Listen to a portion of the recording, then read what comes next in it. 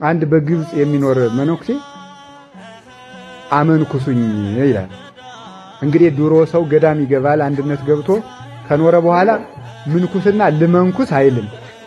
የሚለው ምንድነው? ለምንኩስና በቅተሃል መንኩስ ነው የሚለው ማህበሩ ተሰብስቦ።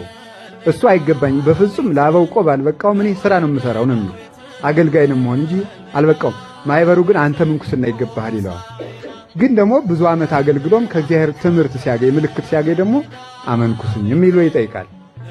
ከዚያ አመንኩሱኝ አለ። ወደ አንድነቱ አስገቡኝ ወደ ገዳሙ አለ።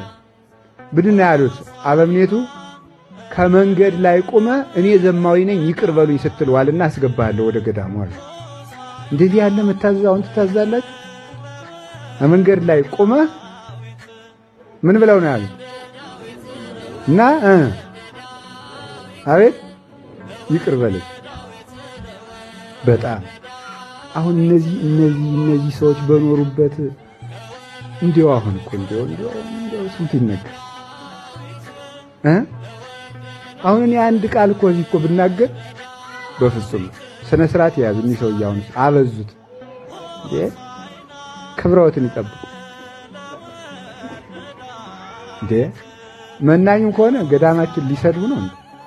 እኛን ሊያራክሱ ነው? ደግሞ ያኛው ደግሞ እንዲያው ሰው መከራው ሰው እንደው ለራሱ ክብር የሚለፋውን ያለ ለእግዚአብሔር ቢለፋ እኮ ስንት ብሎ ይከብር ነበር። እኔ ዘማዊ ነኝ ይበላል። ኧረ ብቻ ገዳሙ ያስገቡኝ እንጂ እንኳን እዚህ ላይ ቁሜ በእስክንድሪያ ከተማ እየዞርኩኝ እኔ ዘማዊ ነኝ ይላል። አይገርማችሁ?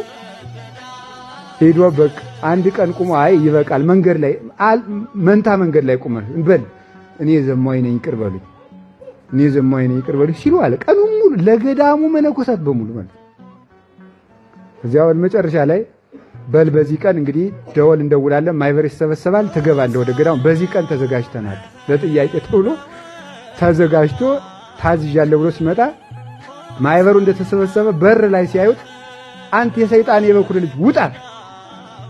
አይገርማችሁ? ደግሞ ጭራሽ በቀጠሩት ቀን እኮ ነው ያንንም አድርጎ ማለት ነው። አዎ አይገባኝም ብሎ ዞር ሲል የገዳሙ መነኮሳት እንደ አባታችን ለምንድን ነው እንደሚያደርጉት? እናንተ ስትስቁበት አጋንንት ሲያለቅሱ ያለው መላእክትም በሱ ሲደሰቱ እያየዋቸው ነበር ያሉት የበቁ ስለነበሩ። እና ይሄንን ነው ማሰብ ማለት በእውነቱ ማለት ነው። መታዘዝ የሚባለው እንዲህ ያለው ነው። በጣም እንዲሄን የመሰላ በጣም ብዙ ነገር አለ በእውነቱ ማለት ነው። ብዙ ነገር ከቃሉ ጋር ናችሁ። አንድ ሁለት ታሪክ ሊጨምር እኔም እወዳቸዋለሁ ታሪኮችም እናንተም እንድትወዷቸው ነው። እና ስለመታዘዝ ነው ይህን ሁሉ የምናገረው። አሁን አንዱ ምንድን ያደረገ መሰላችሁ? ከቃሉ ጋር ናችሁ። አንዱ እንዲህ ያደርጋል። ልጅ ያለው ሰው ነው።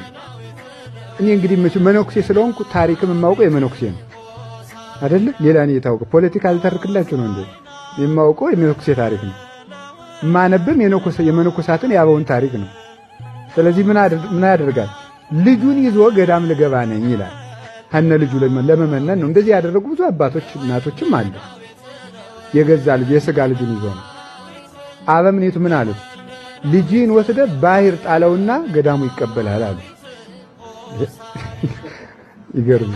እኔ የሚጨነቅ ልጁ ይድናል አይድንም፣ ይጸድቃል አይጸድቅም? ይጸድቃል። እሺ ከጸደቀን የሚጨነቅ ልጁ ልጄን ባህር ከተቸው የሚድን ከሆነ እሺ ይዘውት ባህር ሊጥሉት ከባህሩ ዳር ሲደርሱ ምን አሉት?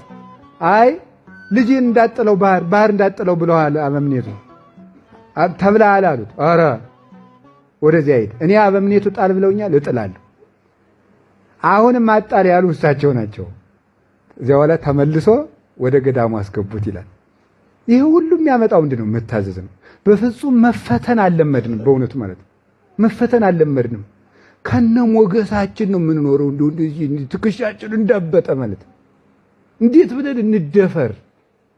ወይ ግሩም እኮ እንዴ! ወይ ግሩም እኮ እኔ ታምቻለሁ ምናምን እዚህ ተርሶ ምናምን ብትክትክትክትክ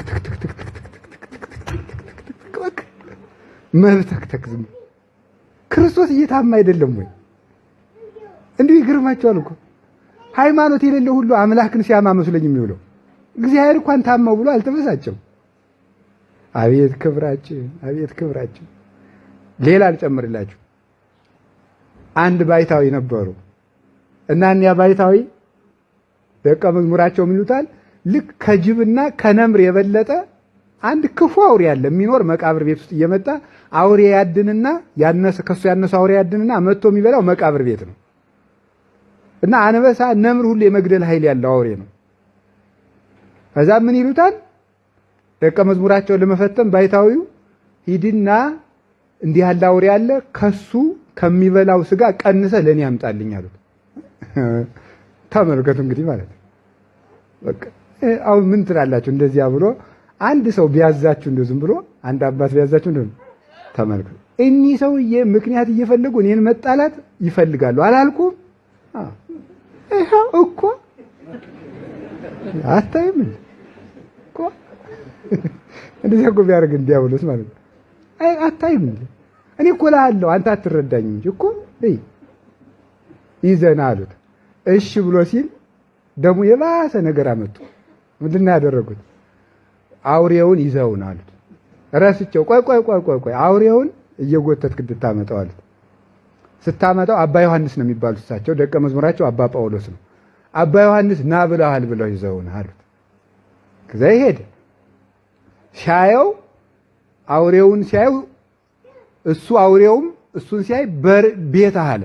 ተቆጣበት። እኔ አይደለሁም አባ ዮሐንስ ነው ያሉ እና እኔ አላልኩም እሳቸው ነው ያሉ አሉት።